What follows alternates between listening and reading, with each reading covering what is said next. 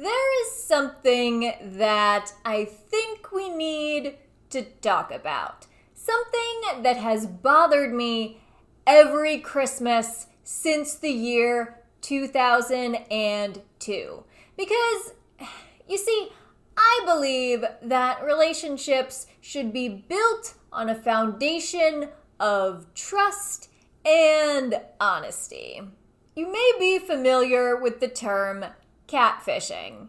It is something frequently seen in online dating where a person will post pictures of themselves from like 10 years ago, or they'll post pictures of an entirely different, more attractive person, and then if they ever do show up for a date, they reveal their true face and simultaneously their deception. The term catfish in this context comes from an MTV documentary of the same name that was released in 2010. The term itself, I think, comes from an anecdote told by somebody's uncle about catfish in a barrel or whatever.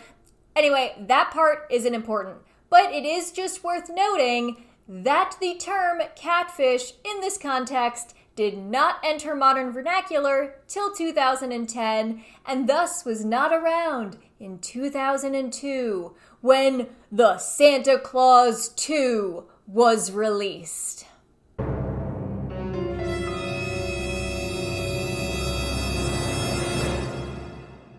Now, Santa Claus is not only depicted as a figure of impeccable goodness, but as the arbiter of moral judgment. Santa Claus should frown upon catfishing. Santa Claus should look at those who catfish and consider them for the naughty list.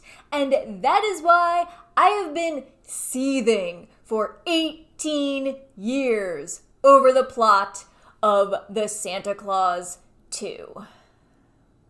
Let's discuss. I am sure that many of you are familiar with the plot of the first Santa Claus movie. Tim Allen accidentally kills Santa, and due to some fine print on a contract inside of the suit, he ends up having to become Santa. There is a body horror element in which Tim Allen transforms physically into the traditional visage of an overweight, white-haired, long-bearded Santa Claus. But the movie ends happily when Tim Allen accepts his fate and shows up as ex-wife. However, the Santa Claus 2 reveals that there is more to the contract. There is the Mrs. Claus. Santa must take a wife. Matrimony? I gotta get married. He has been Santa for 8 years at this point, but he must find a bride by Christmas, within the next 28 days, or he will stop being Santa forever. So Tim Allen returns home to his son, his ex-wife, and her current husband.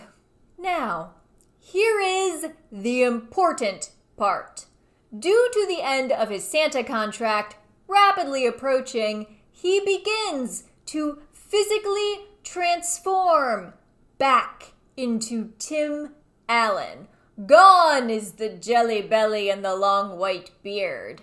And thus, at this point, he begins to court the high school principal, Juliet from Lost. Oh, a battle of wit. It's a shame that you come unarmed. Excuse me. At first, they have an antagonistic relationship. She is subtly portrayed as a hard ass. Mr. Ricardo, I want you to look into my eyes. What are you seeing? It's dark, and it's cold. It's your future. It's so subtle, you just might miss it. Each time they encounter each other, he looks less like Santa and more like Tim Allen. And it's important to note that by the time of their first and only date, he looks fully like Tim Allen. In the interest of fairness, I will state that during his confession that he is Santa Claus, Tim Allen does tell Juliet from Lost that he's usually a lot bigger than he is right now, and he usually has like a bushy white beard. I'm not this size much. I'm usually much bigger than this. So am I sometimes. I have a very big white beard that's beautiful. I don't. But she very clearly thinks that he's joking, that he isn't serious. And besides, saying that you usually look a certain way or you used to look a certain way is not the same as saying that you 100% will look like that again. With Christmas quickly approaching, Tim Allen finally wins over Juliet from Lost, and they kiss. But there's a series of shenanigans where Tim Allen has to return to the North Pole to stop a coup, and then Juliet from Lost finally believes that he's Santa, so she and his son decide to go up to the North Pole to help him.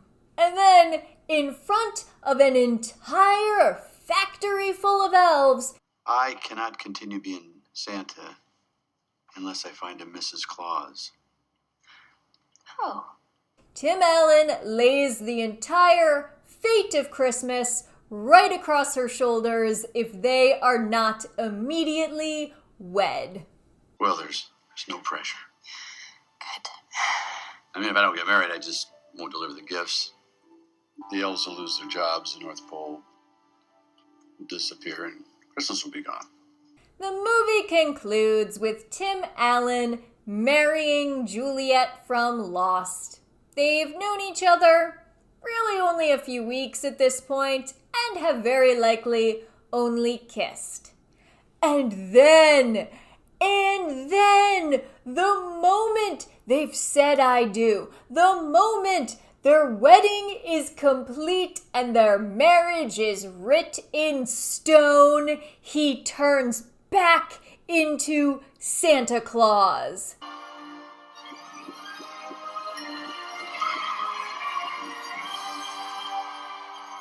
The ultimate catfish. Look at her face in this scene. He has trapped her into marriage before revealing that his true form is that of an older, overweight man. And she just kind of laughs because there's nothing else she can do now. And then in the third movie, she's pregnant, so we know that her marriage with Santa was consummated. The thing that just really gets me about this movie is that she doesn't turn into Mrs. Claus with the white curly hair and the little glasses. No, she has to be married to Santa, but he gets to be married to a cute blonde. Did they discuss that any of this would happen? And could they even get a divorce if she decided she didn't want to be married to Santa anymore? And in the Santa Claus, Tim Allen got an entire year to tie up the loose ends of his life before assuming his Santa duties.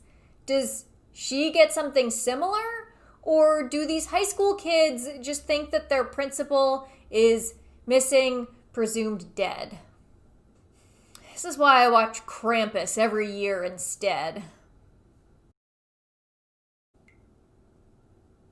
Oh, did you know that Santa is actually the patron saint of prostitutes? It is true. My shirt, I don't know if you can see in the bottom, it says, "Where my hoe's at?" Oh, I almost tipped over my chair. And I am sure that this shirt was not designed with Santa's prostitute saint status in mind, but I think it's funny. I actually got this mug during a Christmas train ride about 2 years ago, and I'm actually pretty sure that I died that night, and that all of the nightmarish things that I've experienced since have really been part of my hell torture.